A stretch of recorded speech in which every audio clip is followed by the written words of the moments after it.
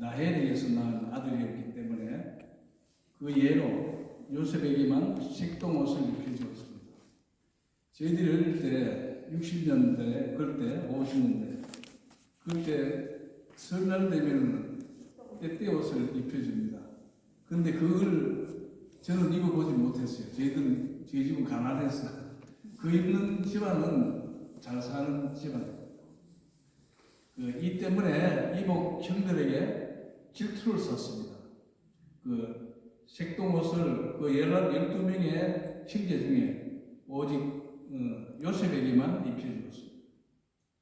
요셉은 꿈을 2번이나 꾸었는데 그 형들이 11명 중에 그 첫 꿈은 형제들의 보릿단 11개가 자신의 보릿단에게 절하는 꿈이었습니다. 두 번째 꿈은 해와 달, 별 11개가 자신의 별에게 절하는 꿈이었습니다. 요셉에게는 11명의 형제가 있었지만 요셉의 형들은 우리가 요셉에게 절하느니라고 하는 거냐고 물었습니다. 모두 불쾌하게 얘기했습니다. 두 번째 꿈은 아버지가 야곱도 달갑지 않게 생각하여 나무라는 했습니다. 요셉에게. 그러나 아들 요셉이 훗날 미래에 크게 성장할 예시를 하나님께서 보여주시는 것이 아닌가 하는 생각도 했습니다. 그 말대로라면 부모도 자신한테 엎드려 절한다는 것이 되는 것입니다. 그 꿈 이후로 형들은 요셉을 꿈쟁이라고 비난하면서 가까이 하지를 않았습니다. 창세기 37장 4절에 그의 형들은 아버지가 그를 자기들보다 더 사랑하는 것을 보고 그를 미워하여 그에게 평화롭게 말할 수 없었다 했습니다. 이 구절은 있는데 이게 무슨 의미냐면 형제면서도 서로 인사도 안 하는 그런 사이였던 것입니다. 결국 형들은 요셉을 죽여버리자고 하기까지 했습니다. 첫 빌하 실바의 아들들인 형들의 잘못을 아버지가 야곱에게 보자질했기 때문입니다. 어느 날 요셉이 아버지의 명을 받고 형들이 양을 잘 키우는가 보살피고 오라고 했습니다. 그래서 요셉은 형들이 있는 그 먼 곳으로 양 치는 데 갔습니다. 가서 요셉은 그 형들이 보이길래 제가 왔어요 하고 이렇게 했는데 요셉이 오는 것을 보고 좋은 기회라고 생각하고 그 형들은 반갑게 대하지 않았습니다. 그 형들은 그를 죽이려고 했습니다. 장남인 르우벤이 형제의 피를 볼 수는 없다며 마른 우물에 넣자고 제의합니다. 그래야 형들은 요셉을 붙잡아 색동옷을 벗기고 마른 우물에 집어넣었습니다. 그러나 이 르우벤은 나중에 요셉을 몰래 꺼내줄 생각이었으나 그가 잠시 양들을 살펴보러 자리를 뜬 사이 형제들이 지나가는 이집트에 가는 상인들을 보고 넷째 형 유다가 그래도 형제를 절대로 죽일 수는 없으니 차라리 요셉을 파는 게 낫다고 생각했습니다. 그래서 그 은화 20냥을 팔았습니다. 그 은화 20냥이 지금 얼마나 값어치 나오는데 구글에 들어가 보니까 75만 5천입니다. 그러니까 카나다라로 한 750불, 한 800불 가까이 되겠죠. 근데 이게 그 우물에 넣었다가 집을 넣었다가 하는데 우물이 두바이에 갔을 때 우리 세계대회 하는데 모래사장에서 집회를 했어요. 그 모래사장에 건물이 있어가지고 센터가 있어가지고 그런데 낮에는 무지하게 덥고 밤에는 더워가지고 텐트 안에서 사는데 무지하게 추워요. 춥고 그리고 길이 없어요. 우리 이제 두바이 시내에서 그 센터를 가는데 조만한 16인승 우리 도요타 버스가 있는데 그걸 타고 가면은 갈 때는 이렇게 가면 중간중간에 웅덩이가 굉장히 큰 웅덩이가 있어요. 있으면은 사람이 만약에 그거 들어갔다 가면은 뭐 줄을 주든지 이렇게 안 하면 혼자는 나오기 힘들어요. 갈 때도 내비게이션을 찍어서 이제 갑니다. 모래사장에 가고 올 때도 보면은 길이 없어요. 바람이 불고 이래가지고 구덩이는 무너지고 또 딴 데 구덩이가 파져 있고 이런 상태입니다. 근데 이스라엘도 마찬가지입니다. 이스라엘도 척박한 땅에 그 가보면은 정말 굴도 많고 이런데 그 요셉이 이렇게 거기 있다가 정말 그 팔려가는데 느헤미야는 요셉이 팔려간 사실을 알고 아버지를 뵌 면목이 없다고 슬퍼했습니다. 그러나 형제들은 양 한 마리를 죽여가지고 요셉의 옷에 피를 묻힌 후 야곱에게 그 요셉이 맹수에게 잡혀갔다고 거짓말을 합니다. 그 후 요셉은 이집트 경호대장 보디발에게 팔리는데 거기서 요셉은 정직하고 현명하며 성실했고 하나님의 은총을 받았기 때문에 보디발에게 엄청난 총애를 받으면서 단순 노예가 아닌 집에 일을 보기 때문에 집사로 일하게 되어 집안의 모든 재산을 통솔하는 등 중요한 삶을 살았습니다. 머리가 비상하고 인성이 좋으며 외모도 뛰어난 요셉에게 욕정을 품은 보디발의 아내가 남편이 집을 비운 사이에 함께 동침하자고 유혹을 합니다. 성실한 요셉은 자신은 하나님의 눈앞에 있다는 사실과 자신을 증거한 보디발의 고마움을 생각하여 죽어도 따를 수 없다면서 거절했습니다. 보디발의 아내가 요셉의 옷자락을 붙들고 매달리자 옷이 벗겨지는 것도 아랑곳하지 않고 달아나 버렸습니다. 보디발 아내는 요셉의 옷자락을 남편에게 들이대며 역으로 자신을 강간하려 했다고 모함하여 요셉은 감옥에 갇히게 됩니다. 요셉의 입장에서는 억울한 일이지만 고대 사회에서 노예 취급을 생각할 때 강간 혐의가 붙으면 감옥이고 뭐고 목숨부터 날아갈 수밖에 없습니다. 감옥행으로 끝난 것이 다행이었던 것입니다. 그 감옥도 잡범이 가는 감옥이 아닌 왕과 관련된 사람들이 수감되던 감옥이었습니다. 일종의 정치범 수용소인 듯. 그래서 이 부분에서는 보디발이 이미 요셉의 무죄를 눈치채었지만 아내의 체면을 위해서 어쩔 수 없이 감옥으로 보냈다는 것입니다. 그곳에서는 요셉은 간수장의 마음에 들어 모든 제수들의 일을 전부 요셉이 처리하게 되었습니다. 하나님이 늘 함께 하심을 믿습니다. 얼마 후 파라오의 술 따르는 시종과 빵 만드는 시종이 잘못을 저질러 감옥에 갇히게 됩니다. 서로 다른 꿈을 꾸는데 술 만드는 시종은 포도나무 가지 3개가 달린 포도나무의 꿈을 꿉니다. 그 나무에서 열린 포도로 만든 포도주를 파라오에게 바치는 꿈이었습니다. 요셉은 해몽합니다. 사흘 내로 복직되어 파라오의 손에 술을 올리게 될 것이라고 했습니다. 요셉이 해몽을 듣고 옆에 있던 빵 만드는 시종도 비슷한 꿈을 꾸었기 때문에 해몽해 달라고 했습니다. 요셉은 사흘 만에 당신은 처형당하여 새들이 살을 쪼아 먹게 될 것이라고 해몽합니다. 모두 요셉의 말대로 현실이 되었습니다. 술 따르는 시종은 복직되었으나 요셉이 결백을 파라오에게 사정을 알려달라고 부탁했는데 그 요셉의 부탁을 깡그리 잊어버리고 있었습니다. 그리고 2년이 지나서 파라오가 꿈을 꾸는데 마음이 불안하여 꿈 해몽자를 찾지만 모든 요술사와 현인도 풀지 못하고 있는 와중에 술 따르는 시종이 요셉이 기억났습니다. 그래서 요셉을 기억해내어 그에 대한 이야기를 파라오에게 상세하게 이야기합니다.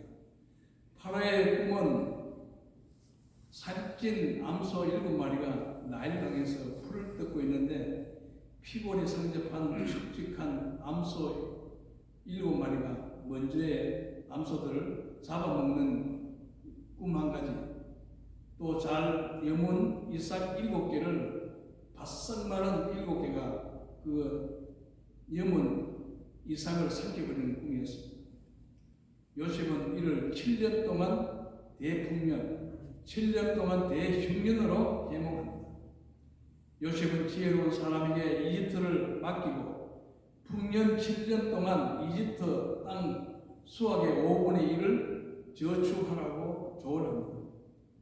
파라오는 요셉을 경이롭게 여겨서 인장 반지를 빼어 끼워주고 1인 지하 총리 권한을 내립니다. 파라오의 2인자가 된 요셉은 풍년은 7년 동안 왕실 창고에 곡식을 풍족하게 저축해 둡니다. 7년 동안 대풍년이 끝나고 7년의 대흉년, 다른 지역도 굶주림에 시달려서 각 나라에서 고기 사러 옵니다. 이집트로 곡물을 사러 갔습니다. 그 가나안도 역시 기근을 피할 수 없었습니다. 야곱은 자식들에게 이집트로 가서 곡물을 사오라고 시킵니다. 이때 야곱은 막내 아들 베냐민만 보내지 않습니다. 왜냐? 요셉처럼 또 변을 당할까봐 걱정이 되어서 보내지 않습니다. 그 형제들은 이제 곡물을 사러 갔었는데 그 요셉이 이 형들이 이집트에 오는 요셉에게 얼굴을 땅에 대고 절을 합니다. 그러나 요셉은 형인 줄 알지만 형들은 요셉을 모릅니다. 그 요셉에게 절합니다. 과거의 꿈이 현실이 된 것입니다. 요셉은 형들을 알아봤지만 형들은 모릅니다. 졸지에 과거의 어떤 꿈이 현실이 된 셈입니다. 요셉은 형들을 알아보았지만 형들은 그를 알아보지 못했습니다. 요셉은 아직 형들이 자신이 노예로 판 일이 생각나 잘못을 뉘우쳤는지 시험도 하고 아버지 야곱과 친동생 베냐민의 생사도 알고 싶어서 너희들은 이 땅에 약한 곳을 살피러 온 첩자 간첩으로 봅니다. 우리는 첩자가 아니고 아버지와 동식을 위해 곡물을 사러 온 것뿐이라고 해명합니다. 그 형님들. 너희 중에 한 사람이 여기 남고 나머지 사람들이 가서 막내 동생을 베냐민을 데려오라고 그럽니다. 그러면은 내가 믿겠다고 했습니다. 그 모두 옥에 가두어 버렸습니다. 형들은 우리가 요셉에게 못된 짓을 해서 벌을 받는다는 이러한 불안감과 요셉이 야곱의 장남 시몬을 지목하여 남게 하고 나머지 형들은 다 돌려보냅니다. 그래서 그 형들은 야곱 아버지에게 요셉의 형들은 베냐민을 데려가야 형제가 살 수 있다고 했으나 야곱은 거부합니다. 이집트에서 사온 곡식 자루들마다 지불했던 돈이 그대로 다 들어있었습니다.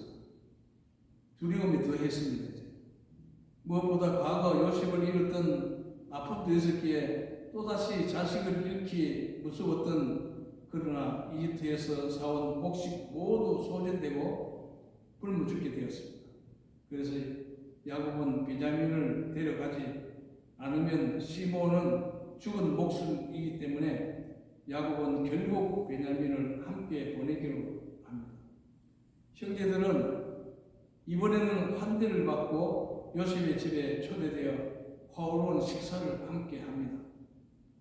형제들은 관리인에게 곡식 자루에서 나온 돈을 돌려주며 상황을 설명하자 미리 요셉에게 지시받은 관리인들은 그것은 하나님의 선물이었다고 이야기합니다.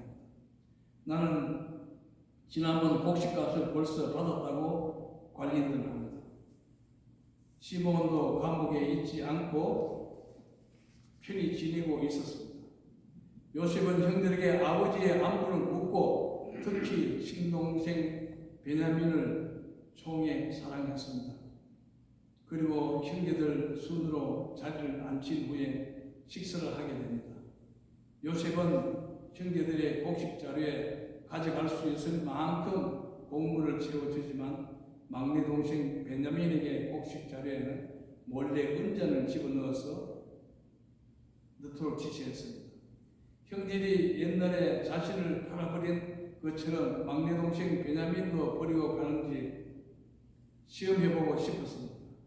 형제들은 기분 좋게 고향으로 돌아가다가 갑자기 이집트 병사들에게 잡혀 은잔 도둑의 누명을 쓰게 되는데 베냐민의 곡식 자료에 은잔이 발견되어 결국 또다시 요셉 앞에 끌려가게 됩니다. 물론 사실은 요셉이 형들을 상대로 옛날 자신이 당했던 베냐민을 버릴 것인지 아니면 마음이 바뀌어서 베냐민을 지켜주실 건지 우위를 시험해 본 것 같습니다. 다행히 형들은 예정과는 달리 자신들도 베냐민과 같이 종이 되어 죄값을 치르겠다고 말합니다. 요셉은 그럴 것 없이 잘못한 베냐민만 남고 나머지는 아버지께로 돌아가라고 명합니다. 이때 형제 중 사남 유다가 자신들의 아버지 야곱의 목숨은 베냐민의 목숨과 얽혀 있으니 아예 자신이 베냐민 대신 종으로 남겠다고 간청합니다. 요셉은 이 말에 감동되어 주위의 모든 일을 물리친 후에 목 놓아 울면서 자신의 정체를 밝힙니다.